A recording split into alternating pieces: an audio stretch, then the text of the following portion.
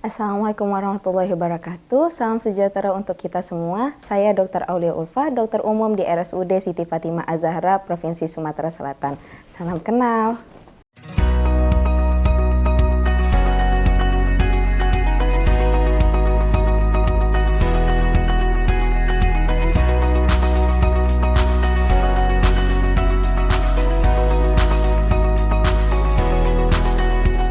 Hipertensi adalah suatu kondisi di mana seseorang memiliki tekanan darah sistolik di atas 140 atau diastolik di atas 90.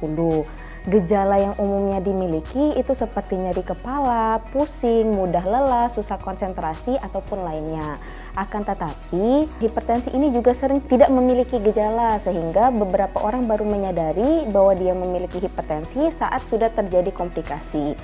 Untuk pengukuran hipertensi ini sendiri tidak boleh hanya berdasarkan satu kali pengukuran, sehingga orang baru boleh didiagnosis hipertensi setelah melakukan 2 kali pengukuran tekanan darah di 2 kesempatan yang berbeda. Jadi di 2 kesempatan yang berbeda itu, misalnya hari ini kita ukur tekanan darahnya tinggi, itu tidak bisa langsung ditegakkan bahwa dia sudah memiliki hipertensi. Bisa diukur lagi itu di keesokan harinya. Apabila seseorang itu dia benar-benar tensinya tinggi, berarti dia sudah bisa ditegakkan bahwa dia memiliki hipertensi. Hipertensi itu merupakan suatu penyakit kronis, jadi membutuhkan suatu pengobatan jangka panjang. Hipertensi sendiri itu bukan suatu penyakit yang dapat sembuh, akan tetapi dia itu merupakan penyakit yang dikontrol atau terkendali. Untuk mengontrolnya sendiri, pemerintah itu menciptakan suatu program promosi kesehatan yang dinamakan PATU. Apa itu PATU? PATU itu merupakan singkatan dari yang pertama, P. Periksa kesehatan secara rutin dan ikuti anjuran dokter. A-nya itu merupakan atasi penyakit dengan pengobatan yang benar. T-nya itu tetap diet dengan gizi seimbang.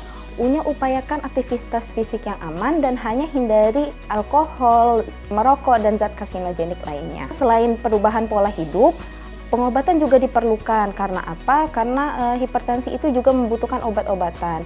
Untuk obat-obatnya itu sendiri biasanya dimulai dari dosis rendah, akan tetapi untuk pengobatan ini harus berdasarkan saran dari dokter. Jadi jika teman-teman atau masyarakat memiliki hipertensi, sebaiknya konsul terlebih dahulu kepada dokter. Jika kita memiliki seorang keluarga yang terkena hipertensi, kita akan jauh lebih rentan untuk terkena hipertensi. Akan tetapi ada banyak faktor yang dapat mempengaruhi hipertensi, salah satunya gaya hidup. Apa saja gaya hidup yang dapat mempengaruhinya? Itu contohnya seperti merokok, konsumsi alkohol, kemudian konsumsi garam berlebih, kurang makan sayur dan buah, berat badan yang berlebih atau obesitas, stres, dan lain-lain. Nah, jadi selain dari faktor resiko seperti keluarga ataupun umur dan jenis kelamin, pola hidup itu juga merupakan suatu faktor yang sangat berpengaruh terhadap munculnya hipertensi. Sebenarnya semua makanan itu boleh dikonsumsi, akan tetapi sebaiknya frekuensinya tidak terlalu sering ataupun jika mau dikonsumsi tidak dalam porsi yang besar. Makanan yang sebaiknya dihindari itu seperti makanan cepat saji ataupun makanan-makanan yang diawetkan dengan garam tinggi ataupun yang terasa asin di lidah, atau makanan yang diawetkan dalam bentuk kaleng dan bentuk kemasan lainnya. Makanan yang tinggi dengan bumbu penyedap MSG, kemudian saus sambal botol, ataupun minuman bersoda dan alkohol. Makanan-makanan dan minuman tersebut sebaiknya dihindari, ataupun kalau mau dikonsumsi tidak dalam frekuensi yang sering dan porsi yang normal, porsi yang secukupnya. Bagi teman-teman yang senang untuk makan makanan asin, sebaiknya konsumsi garamnya dibatasi sebanyak 2 hingga 3 sendok teh per harinya. Konsumsi garam itu tidak boleh berlebih ataupun tidak boleh kurang. Karena apa? Karena keduanya akan menimbulkan dampak yang serius bagi tubuh. Jika konsumsi garam kita kurang, itu dapat menimbulkan dehidrasi ataupun kurangnya nafsu makan. Akan tetapi, jika konsumsi garam itu berlebih, itu dapat menyebabkan timbulnya hipertensi. Untuk kadar garam sendiri yang sebaiknya kita pakai dalam kehidupan sehari-hari, itu rekomendasinya sebanyak 2-3 sendok teh per harinya. Kalau bisa jangan melebihi dari itu. Ada banyak faktor yang dapat mempengaruhi pengukuran tekanan darah. Yang pertama bisa saja karena pengukuran tekanannya tidak benar. Akan tetapi jika pengukuran tekanan darahnya tidak benar, bisa karena dosis obatnya yang belum sesuai. Atau kita sudah mengonsumsi obat, akan tetapi kita mengonsumsinya tidak rutin setiap hari. Padahal obat hipertensi itu harus diminum setiap hari. Nah, jika semuanya sudah dilakukan dengan benar, jadi dosisnya sudah tepat, kemudian kita juga sudah mengonsumsi obatnya secara rutin, bisa saja karena perilaku hidup kita yang belum berubah. Contohnya, kita masih tetap mengonsumsi garam berlebih, kemudian timbangan berat badan kita naik, kita masih merokok, kemudian masih juga mengonsumsi alkohol. Hal-hal tersebut juga dapat menyebabkan tekanan darah kita tidak terkontrol, walaupun kita sudah meminum obat secara rutin dengan dosis yang tepat.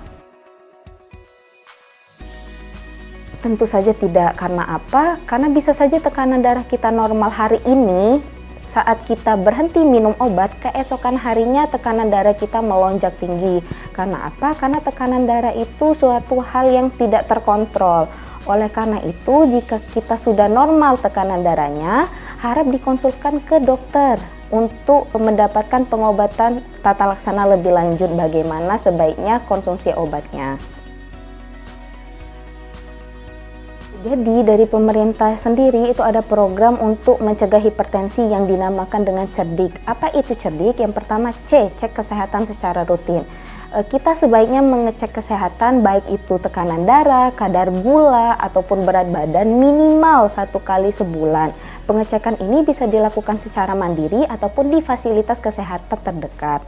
Yang kedua, itu enyahkan asap rokok. Jadi bagi teman-teman yang masih merokok, harap segera untuk berhenti merokok. Untuk R-nya itu yaitu rajin aktivitas fisik. Direkomendasikan buat seseorang untuk melakukan aktivitas fisik minimal 15-30 menit selama 3-5 kali per minggunya. Untuk D-nya itu diet gizi seimbang. Jadi perbanyak makan buah dan sayur, lalu konsumsi gula, garam dan lemaknya itu harus tetap dibatasi dalam jumlah normal. Untuk I atau istirahat yang cukup itu dibutuhkan waktu 7-8 jam tidur. Karena apa? Karena jika kita kurang istirahat itu dapat mempengaruhi tekanan darah seseorang. K yaitu kelola stres. Dapat dilakukan dengan cara relaksasi, kemudian melakukan hobi, berbincang-bincang dengan teman dan keluarga sehingga kita tidak terlalu banyak pikiran yang dapat mempengaruhi tekanan darah. Ayo cek kesehatan dengan segera agar kita mengetahui kondisi kesehatan kita sekarang. Demikian penjelasan dari saya, semoga bermanfaat. Salam sehat, we protect.